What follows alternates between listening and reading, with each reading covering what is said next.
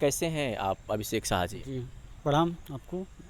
मैं Abhishek Shah Saidpur ward number 6 Deendayal Nagar का निवासी हूँ। जी। खबर ये है कि आप लवारिस मतलब जिसका कोई नहीं होता है, जी। लाश की मैं बात कर रहा हूँ, शव की बात कर रहा हूँ, जिसका कोई नहीं होता है जी। उसके आप होते हैं। बाकायदे जो भी जिस धर्म की जो शव होता है उसे उसी रीति रिवाज से उसका अंतिम संस्कार करते हैं। जी। तो कितना सच्चाई इस खबर में है? सच्चाई सर ये है कि लवारिस लाश का जो दाह संस्कार करते हैं हम, ये लवारिस लाश मिलती कैसे लोग सोचते हैं पहले।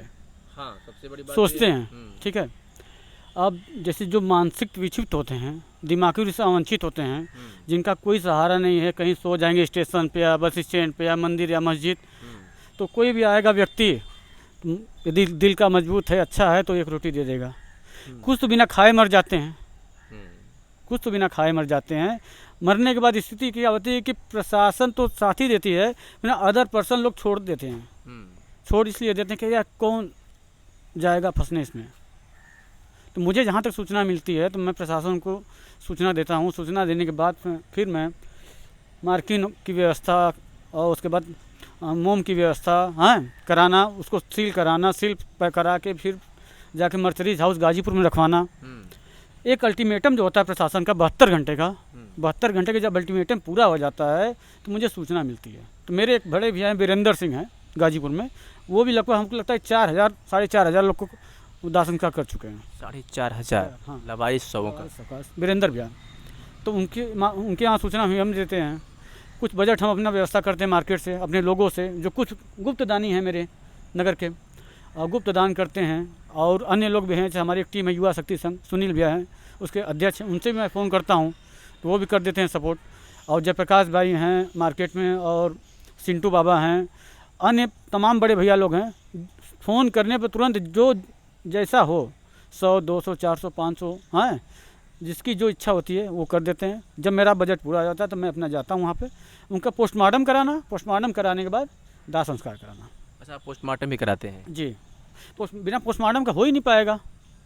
चाहे पोस्टमार्टम या फॉर्मेलिटी पूरा करे वहाँ के डॉक्टर, या फिर तो ये तो काम स्थानीय प्रशासन का होता है। जी, चाहे जी, जी। चाहे वो लवारिस लाश हो, पोस्टमार्टम कराना हो, उसका प्रशासन अंतिम जाती है। संस्कार कराना हो, तो ये तो प्रशासन का काम होता है। तो क्या प्रशासन की तरफ से कोई नियुक्त बंदे हैं या फिर अपनी मर्जी से नहीं, स्वेच्छा एक्चुअली से क्या है कि प्रशासन तो करता ही है और साथ में जाता है। प्रशासन जाते हैं लोग, मैं अकेला ही नहीं जाता, वो भी जाते हैं, पर मुझे नियुक्त के लिए नहीं, मुझे इंसानियत के लिए करना है। अच्छा। हाँ, आप सुने होंगे ना कि इस धरती पर जाति 2 है, धर्म 1 है। जाति 2 है, धर्म 1 है।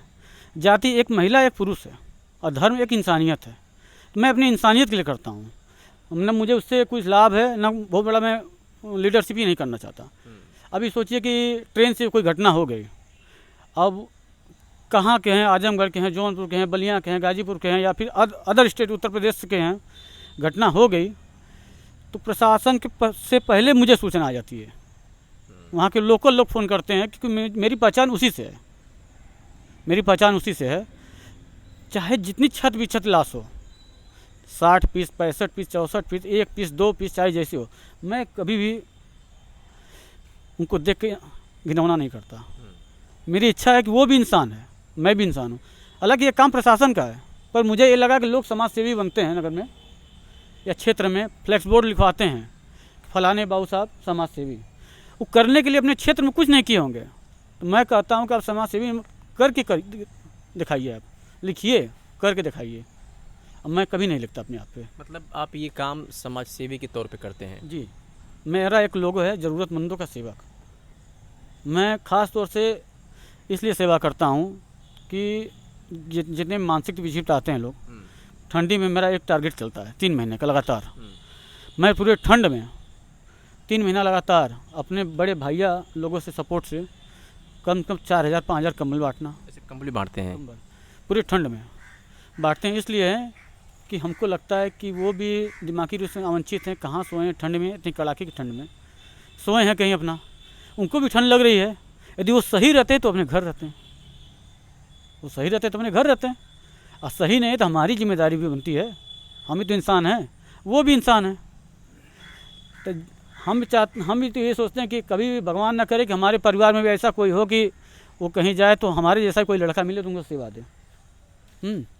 तो यही एक मेरा मोटो रहता है, ठंड में, पूरे ठंड में कंबल बांटना, भोजन, पूरा 3 महीना लगातार मेरा टारगेट रहता है। जैसे आपने कहा कि 2 जातियाँ ही होती है, लेकिन हम मानते हैं कि इस धरती पे 3 जातियाँ हैं, है ना? जैसे एक पुरुष हो गया, मेल फीमेल की बात आती है ना, जी जी पुरुष स्त्री, उसमें एक जो ट्रांसजेंडर होते हैं जिन्हें लोग किन्नर कहते हैं ना, ना वो ना पुरुष में आते हैं ना वो महिला में आते हैं, वो भी जब मरते होंगे तो उनका अंतिम संस्कार कैसे आप करते हैं? देखिए, अभी हम आपको 3 महीने पहले की बात बता रहे हैं।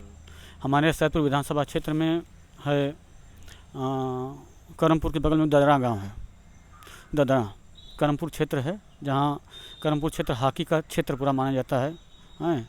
और उसके बगल में ददरा ग्राम, वहाँ पे एक बिजली रानी किन्नर थी, और किन्नर समाज से थी। वो अपना जब भी उनका जान और या भी जान जब भी चला, कमाती खाती थी, स्थिति परिस्थिति में कुछ रोग हो गया था। रोग के कारण वो ग्रसित थी, बहुत ज़्यादा मर गई।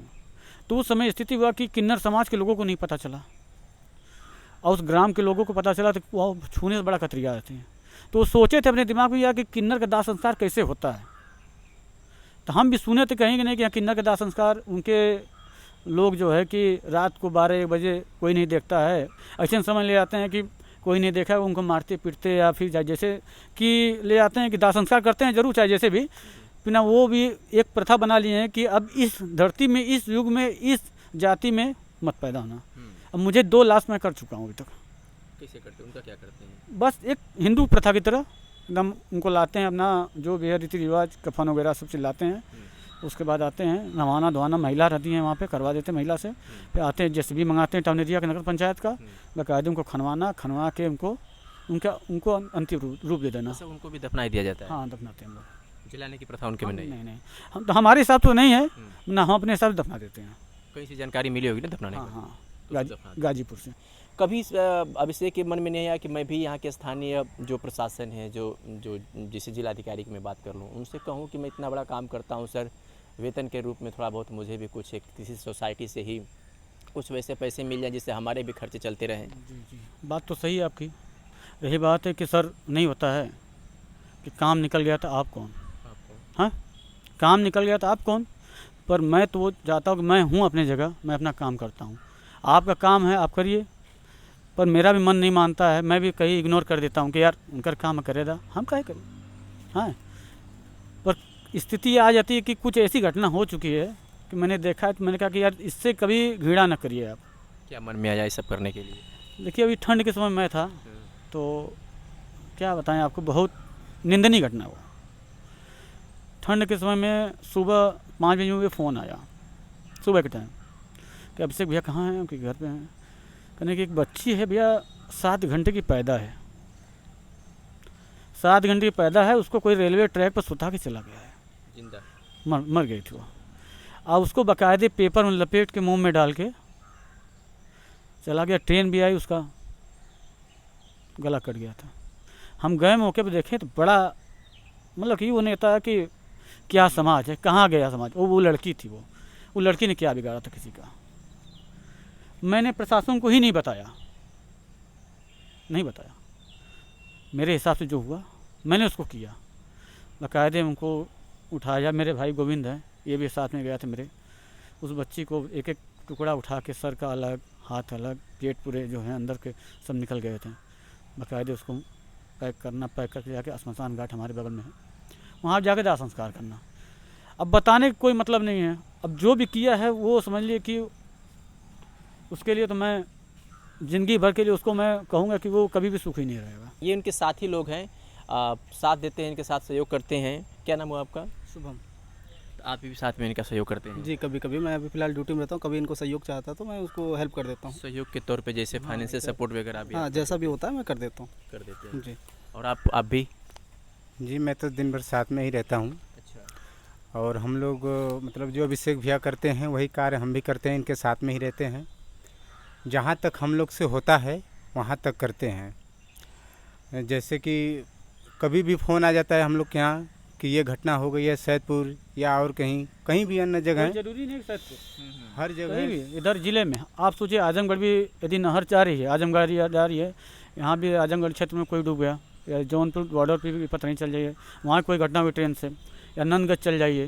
मतलब कि हम हर जगह जाते हैं, जहाँ तक अपना सपोर्ट है पूरा करते हैं। ज़रा सोच कर देखिए एक बार, इस उम्र में कंबल भी बांटना और लवारिस जो शव होते हैं उसका दाह संस्कार करना, और वो भी खुद। इसके लिए ना इनका कोई एनजीओ है, ना इनका कोई इनको कोई वेतन मिलता है।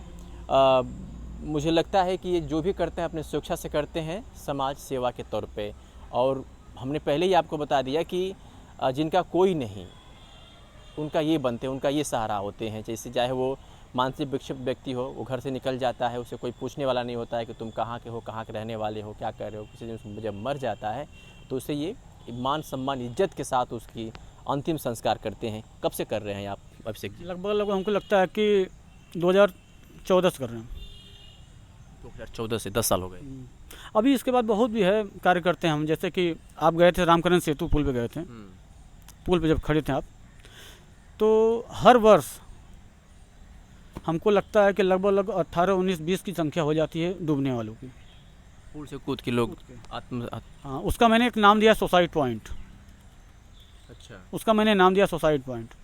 और उसके लिए मैंने आग्रह भी किया था अपने उद्योग मंत्री माननीय महेंद्र नाथ पांडे जी से, जो चंदौली के सांसद भी रह चुके हैं और भारत सरकार में उद्योग मंत्री भी रह चुके हैं। मैंने उनसे आग्रह भी किया था कि सर एक काम करिए कि इस सैदपुर चंदौली के बीच में एक बहुत बड़ा कांटा है पुल। चंदौली निवासी भी, चाहे बगल मारूपुर का हो, चाहे मजिदहा का हो, वो भी आके कोई बात हो जाता है आके कूद जाते हैं। सैदपुर का निवासी चाहे देहात क्षेत्र का कोई भी आके कूद जाते हैं। गजब का मजाक है यहाँ पे। मंत्री जी जाते हैं इधर से, उनको नहीं सूझता है। हमको लगता है कि उनके परिवार को भी कोई डूब जाए तो फिर पूरा NDRF SDRF लग जाएगी। कूद जाते हैं, मुझे सूचना आती है तो मैं अपने निषाद भाइयों के साथ मिलके खोजवाना, 24 घंटा जाके डेड बॉडी को निकलवाना, निस्वार्थ भाव, पैसा 1 रुपया नहीं लेना। चाहे मेरा 1000 लगे, चाहे 2000 लगे, चाहे 4000 लगे, मैं करता हूँ। आपके घर के खर्चे कैसे? शादी हुई है आपकी? नहीं, शादी नहीं हुई है। मैं बहुत लोअर फैमिली से हूँ, बहुत बड़ी फैमिली से हूँ। मेरे पापा हैं, मजदूर हैं, मेरी मम्मी है, हाउसवाइफ हैं, और बहन है 3 हैं। 2 का शादी हो चुका है, एक बहन है छोटी पढ़ाई करती है, मैं भी पढ़ाई करता हूँ।